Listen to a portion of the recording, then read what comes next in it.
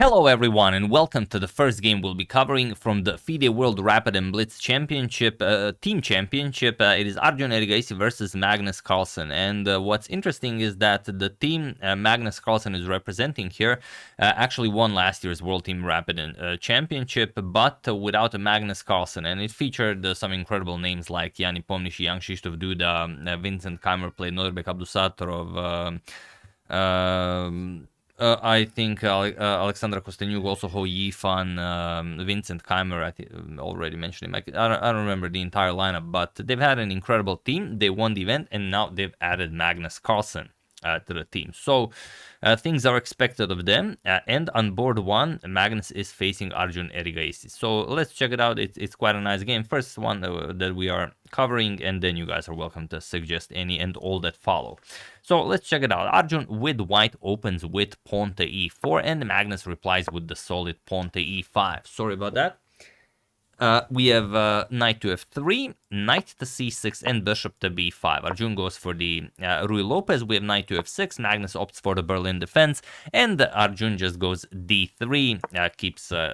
Keeps it in a very calm setup. Says we will not be trading queens right away, or going into any overanalyzed lines. It's hard to say. I mean, all of these lines are overanalyzed when you consider the strength of the player, but some more than less, you could say.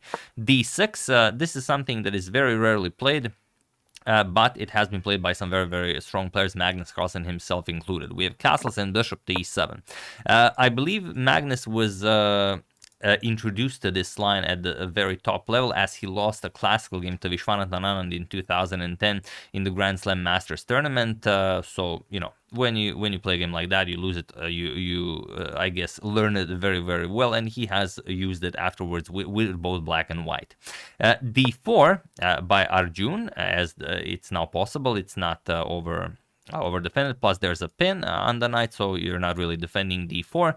Castles, and you can see that sorry, I haven't included the clock times, and they are relevant to this game, so I will include them.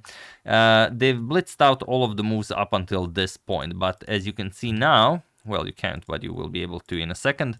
As you can see here, Arjun for the next move uses 2 full minutes, so 15 minutes per player. Arjun with his next move plays d5, and he's down to 13 minutes on the clock. So let's see how Magnus continues. Pawn to a6, not moving the knight, but rather counter-attacking with an attack on the bishop. Bishop back to e2, and knight back to b8. Later on, you can maneuver it to d7, maybe to c5, all depending on what white plays. Arjun brings the bishop back, bishop to d3, and knight b to d7. We have pawn to c4 and knight to c5, attacking the bishop. And you don't really have the luxury of bishop to c2, as your e4 pawn is hanging. So queen, knight to c3, and knight captures on d3. With this little maneuver, Magnus wins himself the bishop pair. Queen captures, and now knight to e8. Magnus now ready to strike with pawn to f5. Pawn to a4 by Arjun, and pawn to f5. We have pawn to a5, grabbing more space on the queen side, and you'd probably expect pawn to f4 by Magnus here, as he is such a spectacular positional player. But I guess for a rapid time format, maybe it's more difficult to find the moves in a closed setup. Opts for f captures on e4. Okay, knight captures, bishop to f5.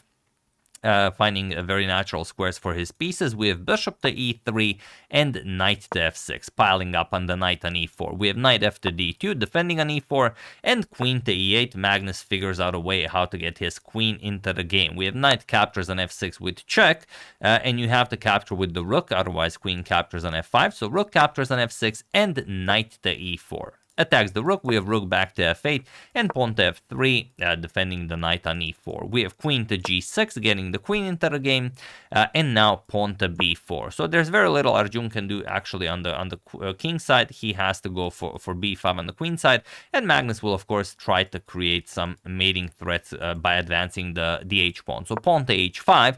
Pawn to b5, pawn to h4, and pawn to b6. We have c captures on b6, bishop captures on b6, and now rook a to c8, getting the rook into the game, putting pressure on the c4 pawn. and pawn to c5 right away. This ensures Arjun the creation of the passed d pawn. With if of course d captures and c5 is played, but Magnus first plays h3, threatens checkmate, and now pawn to g3. You could also maybe play rook to a2, but with 2 minutes on the clock, well, almost 3, it's not an easy decision. g3, and Magnus goes for bishop captures on e4, queen captures, and queen captures on e4. We have f captures and d captures on c5. We have rook captures on f8, king captures, and now the endgame officially begins. And okay, it's still possible to play this, but Magnus has almost 6 minutes on the clock, Arjun down to 1.5 minutes. King to f2, both players starting improving the position of their king, or rather the activity of their king. Pawn to c4. And Magnus being very principled here, as passed pawns must be pushed. We have king to e2, and now a beautiful bishop to c5, offering a trade of bishops.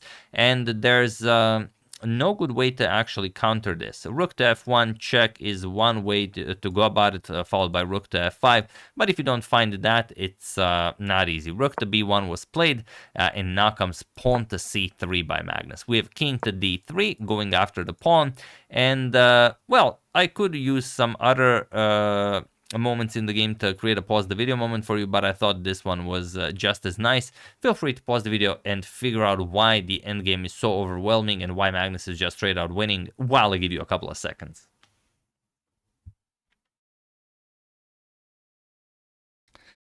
So, for those of you who were able to do it, congratulations on finding this endgame maneuver. And for those of you who just want to enjoy the show, it is pawn to... I'm only kidding. It is bishop captures on b6. That is the move.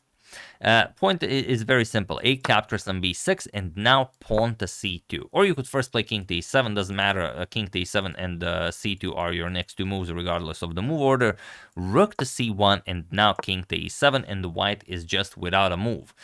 You kind of don't want to capture on c2 and trade rooks, but then again, what are you playing? You can't capture with the king, the pawn is defended. You can't advance with your king as the rook controls the c file, so there's no way to make progress here, and that's just it. So Arjun traded rook captures, king captures, king to d6, king to b3, and king to c5, which means that the b6 pawn will fall. And yeah, it's gonna be an endgame where a king and pawn endgame where Magnus is just up a pawn.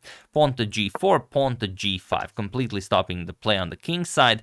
King to c3, and now king captures on b6. So now Magnus is up a pawn, but those are two connected pass pawns on the queen side. But it is very instructive how Magnus makes quick work of this. King b4, a5 with check. We have king to c4, king to c7, king to b5, and just b6. We have king to a4, king to d7, king to b5, and now king to d6. Again, being very instructive. Of course, if b6 pawn is captured, then the a pawn just marches forward, going to become a queen. You cannot reach it with the king.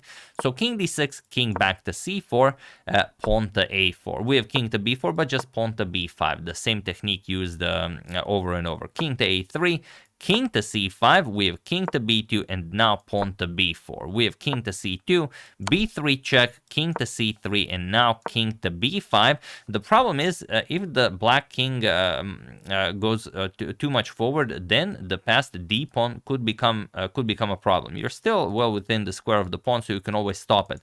But here, king to d2, we have pawn to a3, king to c2, and now pawn to a2. We have king to b2, and now Magnus plays king to c4. Look at this. He even allows pawn to d6. Pawn to d6, and now it's, again, very instructive how easily Magnus makes this look. Feel free to pause the video and try to find the only winning move for Magnus while I give you a couple of seconds.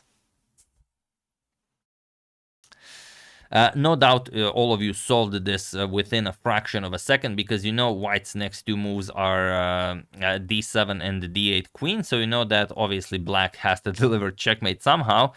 King to d3 was played, and he was in this position on move 55 that Arjun Erigaisi resigned the game, as there is nothing more to be done here. Although it doesn't look like White is getting checkmated instantly, that's definitely what's happening. d7, a1 queen. First you sacrifice the queen, and then after king captures, king to c2. You allow White to bring a queen into the game, Okay, pawn to d8 becomes a queen. b2 with check, only move king a2, b1 queen check, only move king a3, and queen to b3 will be checkmate. So yeah, it was a good fight by Arjun, but yeah, Magnus went into a favorable endgame with a lot more time on the clock, and he was able to outplay Arjun easily after winning that b pawn. So yeah, that's the game. Hope you guys enjoyed it. Remember, always study at least 10 to 20 endgames before breakfast. That's the recipe to becoming a great player. I would like to thank Darren Little, Jerry Drever, the animated chemist, Roger Stone, and Robert Aratun for a contribution to my channel. Thank you a lot. I really appreciate it. As usual, you can check 2 of my previous videos here. Thank you for watching, and I will see you soon. Continuing to check up on your wonderful suggestions, but mostly for the moment from the FIDE World Rapid and Blitz Team Championship. So thank you all. I will see you soon, and have an excellent rest of your day.